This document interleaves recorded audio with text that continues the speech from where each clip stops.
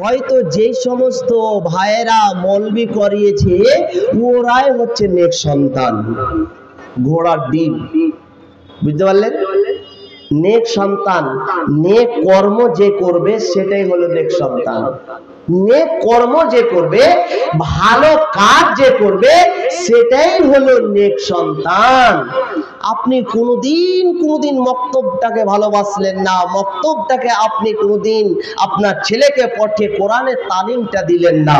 আপনাকে মিশনে দিতে হবে, এটা আমিও বলছি। আপনাকে জিওগ্রাফির মাস্টার করাতে হবে, অনার্স করাতে হবে, এটা আমিও বলছি। আপনি ইংরেজি পড়ান, এটাও আমি বলছি। সব পড়ান, কিন্তু প্রথম স্টার্টিং এ যেই পড়াটা আপনাকে পড়াতে হবে, যেই শিক্ষাটা আপনাকে ছেলে বাবা হিসাবে যেটা প্রথম কর্তব্য হলো, সেটা লালন পালন করার দিক দিয়ে কর্তব্য হলো, সেটা হলো কোরআনের প্রথমে শিক্ষা দিতে হবে।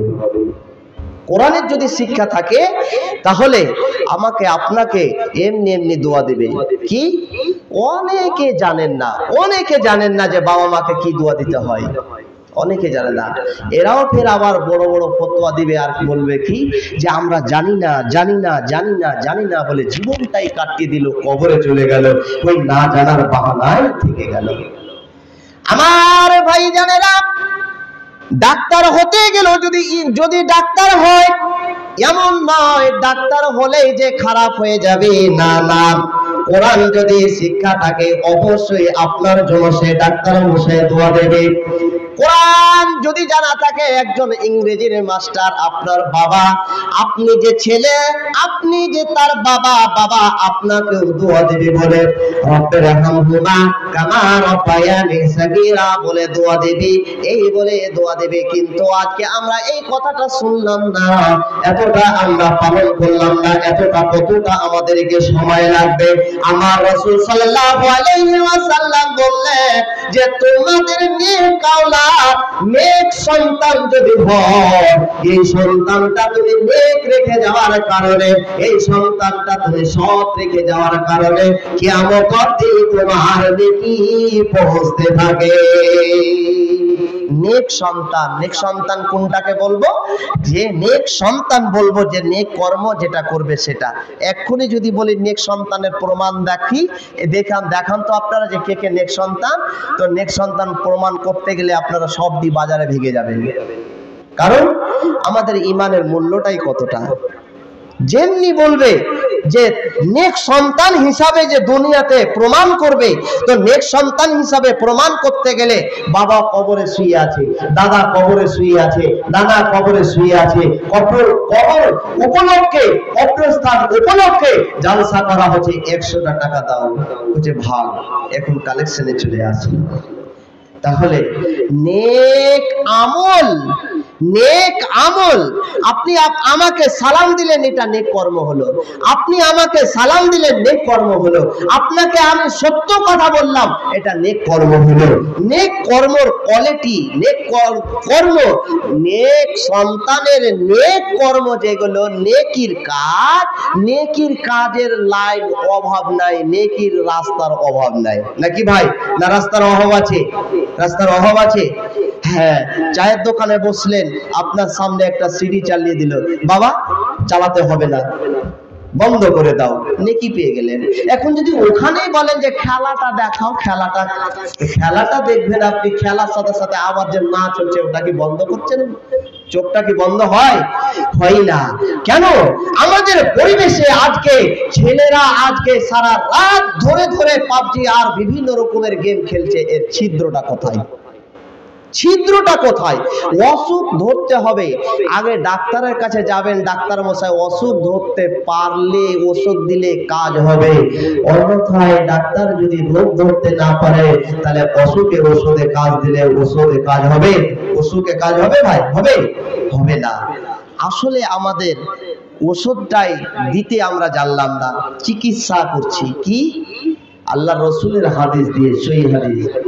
আল্লাহ রাসূল বললেন, মা মিন মাউলুদিন ইউলাদু ইল্লা আলাল ফিতরাতি। আল্লাহ রাসূল বললেন, যখন কোনো একটা অমুসলিমের ঘরে বাচ্চা জন্মগ্রহণ করে, যখন কোনো একটা চামারের ঘরে যখন বাচ্চা জন্মগ্রহণ করে, যখন একটা কোন মুসলমানদের ঘরে বাচ্চা জন্মগ্রহণ করে, সেই বাচ্চাটা অমুসলিম নয়, সেই বাচ্চাটা মুসলমান হয়ে যায়। মুসলমান হয়ে সেই বাচ্চাটা জন্মগ্রহণ করে।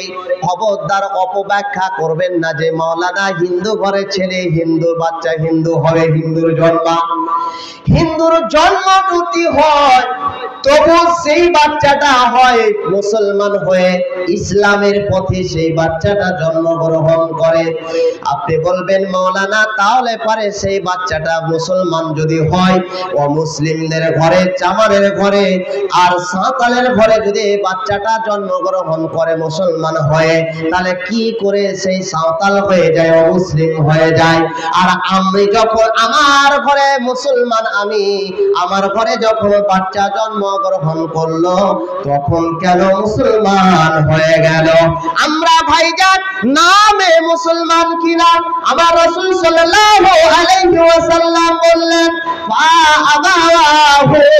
ও বাবা তুমি শুনে নাও, শুনে নাও, তুমি মনে করেছো আমি মুসলমান, কিন্তু শুনে রাখে দাও, একজন মুসলিমের ঘরে যখন বাচ্চা জন্মগ্রহণ করে, মুসলমান হয়ে জন্মগ্রহণ করে, আর মুসলমান জন্মগ্রহণ করার পরে যখন দেখে যে আমার বাবা কি কাজ করে, বাবার দিকে দেখে সেই বাবা চলে যায়, সেই ছেলেটা বাবার দিকে, বাবার আকার ধারণ করে, সেই বাবাটাকে দেখে কি রকম ভাবে, কোথায় কোথায় কি রকম ইবাদত করে, কাকে পূজে, কাকে মানে, কাকে ডাকে, ওই বাচ্চাটা তখন বড় হয়ে জ্ঞান হয়ে কি করে বাবার দিকে চলে যায়।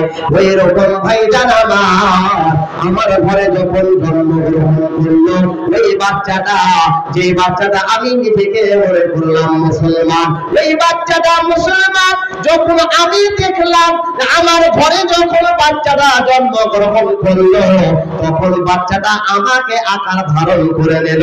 আমার বাচ্চাটা কি রকম, আমার বাবা কি কাজ করে, আমার বাবা যেই রকম কাজ করে সেই রকম আমার কাজ করা লাগবে।